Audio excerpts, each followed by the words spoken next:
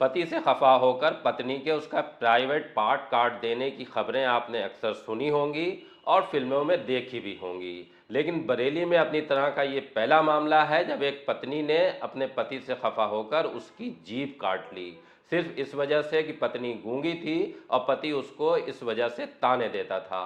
आदाब, the leader Hindi के लिए वसीम अख्तर। हम बात कर रहे हैं यूपी के ज़िला बरेली और यहाँ के थाना शीशगढ़ की। बल्ली गांव के रहने वाले श्रीपाल मौर्य की शादी नहीं हो रही थी। इस वजह से उनके परिवार वाले बिहार से एक युवती के साथ उनका विवाह करा लाए। ये युवती गूंगी थी और अक्सर इसी बात को लेकर पति की उससे तकरार होती थी। पति उस पर गुस्सा हो जाया करता था और उसको ताने देता था।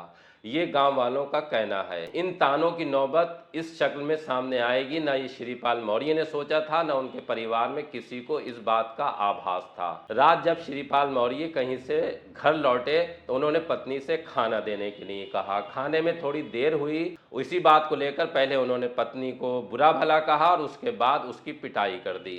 अमूमन होता यह है कि जब पेट भूखा हो तो भूख से नींद नहीं आती है, लेकिन श्रीपाल मौर्य थके हुए थे और वो खाट पर गिरने के बाद सो गए। खाना बन गया तो पत्नी ने उन्हें जगाने की कोशिश की और जब वो नहीं जागे तो पत्नी ने गुस्से में आने के बाद उनकी जीभ अपने दांतों से काट दी। श्रीपाल मौर्य अचानक जब जीभ कटी तो दर्द से बिलबिला उठे और पूरा घर इकट्ठा हो गया। जब लोगों ने ये नज़ारा देखा कि पति की जीभ पत्नी ने अपनी दांतों से काट ली है, चबा ली है, तो लोग भी हैरान रह गए।